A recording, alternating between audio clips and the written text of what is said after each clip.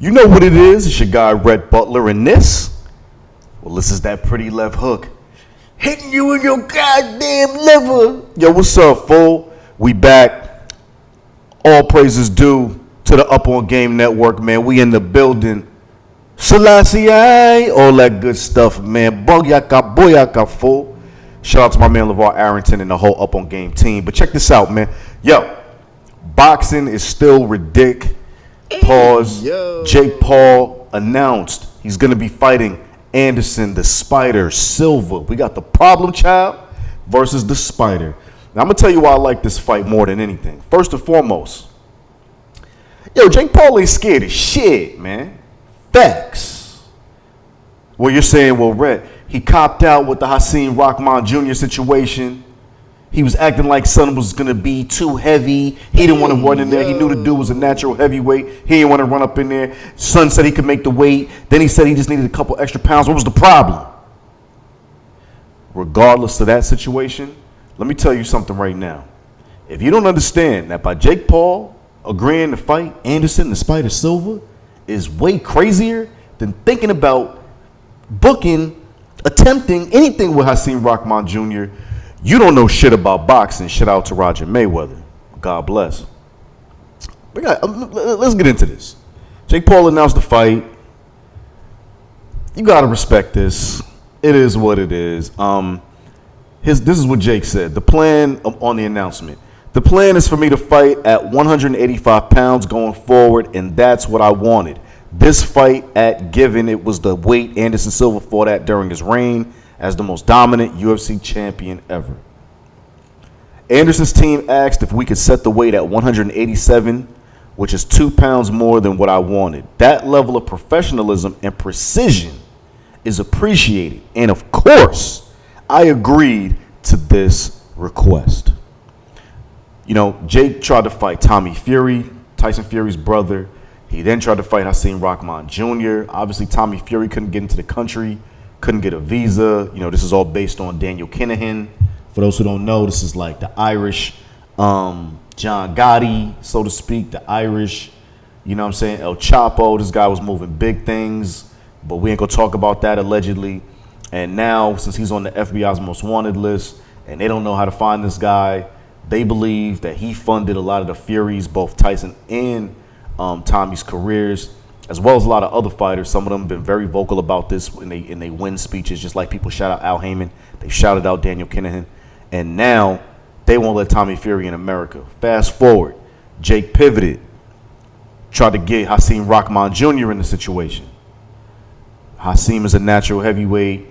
He felt like, yo, you trying to drain me with the weight situation. Again, he took the fight. He said he could make the weight. We get it. New York State Athletic Commission checked in, did the weight checks and all of that. Didn't work out. You can check one of my podcasts in the past on Up On Game Network to understand all the shenanigans with that. Now he's fitting to fight Anderson the Spider Silva. Let me tell you something, man. Anderson the Spider Silva is no joke. You seen it on TV in the MMA world. If you know all about it, you know this man used to be back in the no holds barred era, NHB back in Brazil. Made his bones over in Japan with pride, came to America, crushed it.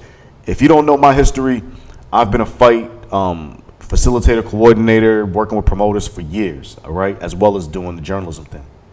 And I worked Anderson Silva's first fight in the UFC against Chris Lieben. I was there.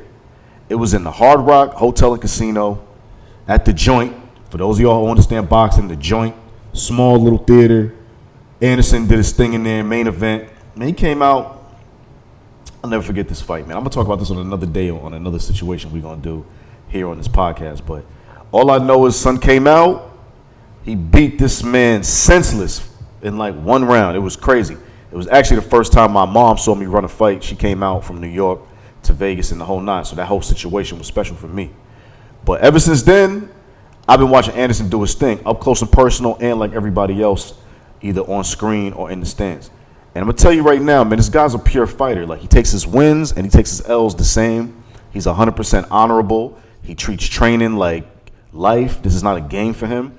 And as you see, he follows Bruce Lee's aesthetic and acumen and mantra, be like water, my friends, be like water.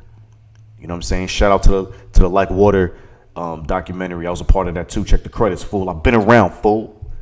But I'm trying to tell you right now, Jake Paul stepping up to fight Anderson and Spider Silva says a few things about Jake Paul. Number one, he's taking his deal with Showtime serious. He knows you're getting tired of the guys that he's fighting that don't have that scary ability. You know what I'm saying? Like Tyron, yes, Tyron physically is a problem.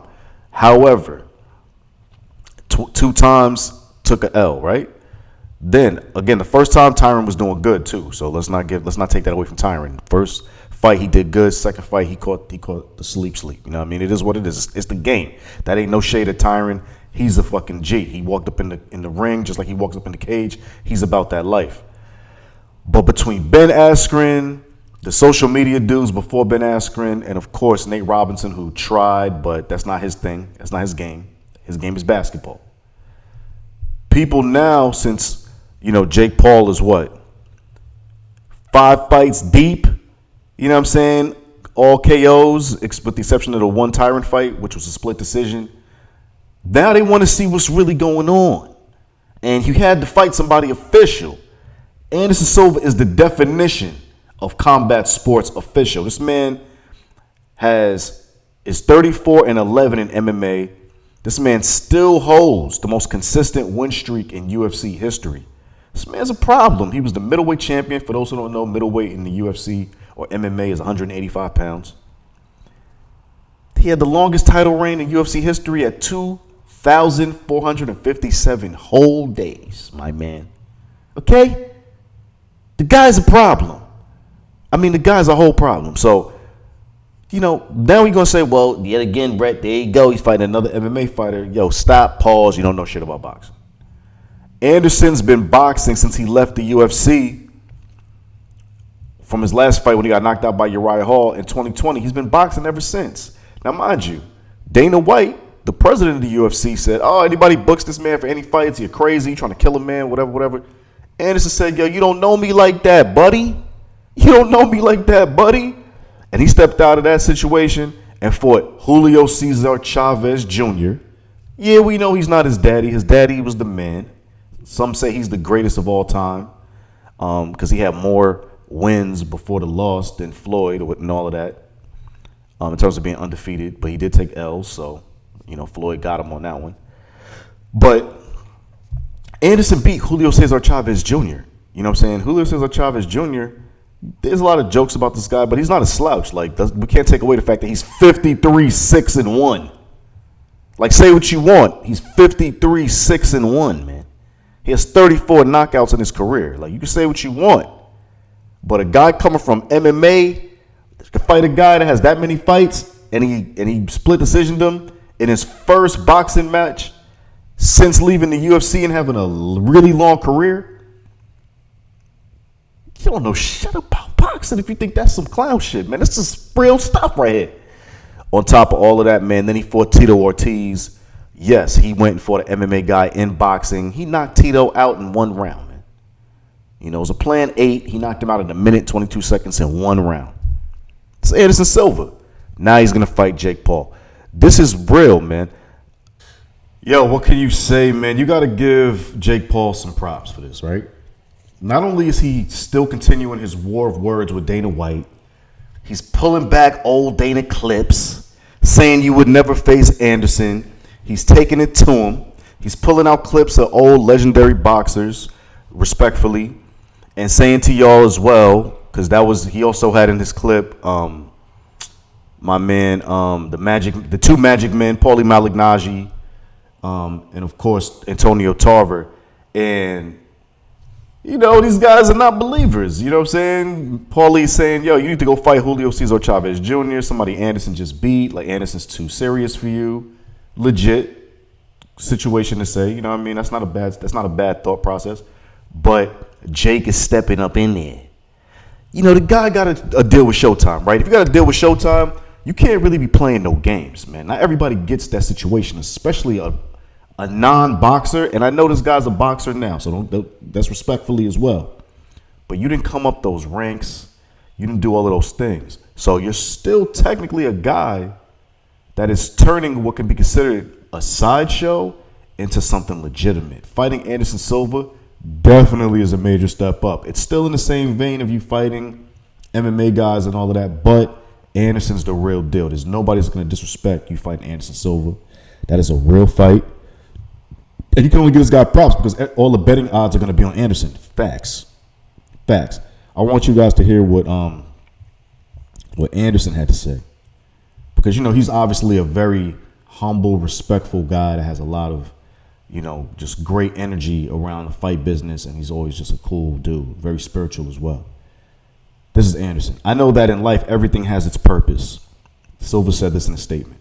Nothing comes just by chance. So I thank God for my health, my family, and my team for providing me with this opportunity to continue doing the thing that I love the most. I believe this will be the biggest combat event of the year and will truly make history in the sport forever. See you on October 29th. October 29th, Phoenix, Arizona, Jake Paul. Anderson and Spider Silva are going to get it on. Now, I want to get into my predictions, man. So, first and foremost, I just gave Jake Paul mad flowers, right? The guy is a legitimate official for stepping in the situation with Anderson Silva. This is a big fight. Anderson is being very active. He just fought overseas. I think that was an exhibition, but he just fought overseas on Floyd Mayweather's fight in Abu Dhabi, which was originally supposed to be in Dubai. Obviously, like I said before that, he fought on a pro level. Tito Ortiz and all that. This guy's a problem. So I'm saying all that to say the following. Jake Paul, your bravery and all of that in this, respect, salute. I got to say this is going to be a tough one for you, bro. I ain't going to lie. I mean, Anderson Silva, he's a true dog. Like, this is the definition of a dog. Not only that, yeah, he's going to lose some weapons, right? He can't kick you. He can't knee you. He can't elbow you. He can't take you to the ground. But Anderson got them hands. And he's been fighting legit boxers. So cats have been saying you've been fighting MMA fighters that want to be boxers. He's been fighting boxers as well as MMA fighters. And he's been fighting a long time. Now, Anderson is a lot older. Okay, let's keep it a stack. Right? Anderson is what? 47 years old. Jake is what? 25. So Father Time is not on Anderson's side. He's definitely on Jake Paul's. But you talk about the muscle memory that Anderson's going to have in any combat situation. The betting odds are going to be on Anderson for sure. If Jake upsets the world and defeats Anderson Silva, especially definitively, because I believe he said he thinks he's going to knock Anderson out in 5 rounds. Sheesh. That's a major shift in the dynamic of the combat sports world. And also, the trajectory for Jake Paul after a feat such as that is pretty amazing. Now, I know what you're going to say. Well, Red, Anderson lost like the last what? In the UFC, he lost what? The last 1, 2, 3 fights in a row. And then Dana White kicked him up out of there. Okay, 2 of them was by knockout, right? He got knocked out by Janet Cannonier with a leg kick, and he got knocked out by Uriah Hall. But here's what I'm going to say. Cut that. But here's what I'm going to say about that. Yo, man, Anderson's a whole nother animal. And on top of that, we're talking boxing.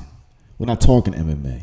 There's no ground, there's no up, there's no down, there's no cage holding, there's no feet kicking, knees, elbows. All of that extends a lot of energy. They're straight throwing knees. And Anderson, from this point on, is about that life. He's taking on all comers with boxing. And this is a big move. I'm still saluting Jake Paul, but I got to keep it a stack. I'm probably thinking Anderson's going to take the situation, man. And that's no disrespect to Paul. I think Jake Paul is doing a phenomenal job changing the way we look at boxing, changing the audience, and really just elevating the culture. And he's taking trash talk to a whole new level and promotion. Got to give it to him. This man's a digital wizard with this. But with a guy like Anderson Silva, again, you got Father Time on Jake's side. You have in-ring experience on Anderson's side. And Anderson's a freak of nature when it comes to this. So I got to roll with Anderson Silva. Do I think he's going to knock him out? I don't think so, but Never say never. I just see unanimous decision by Anderson, possibly even a split, and that's my nod to Jake Paul, who definitely has tenacity and I think really wants it really badly. You know what it does. It's your guy, Red Butler. This is the Pretty Left Hook. Shout out to the whole Up On Game familia, my man Dustin, my man Vito, my man Cardo, Blanco, and of course, like I said before, the big homie Var Arrington. Please subscribe, like, rate, all that good stuff. Up On Game Network on all social media platforms, YouTube, Spotify, Apple, everywhere we at. Follow everything at Pretty Left Hook. Follow everything me, myself, Red Butler. You know what it does. And man, the game keeps on changing. And it's only getting better, fool. Yeah. Peace. Hey, yo.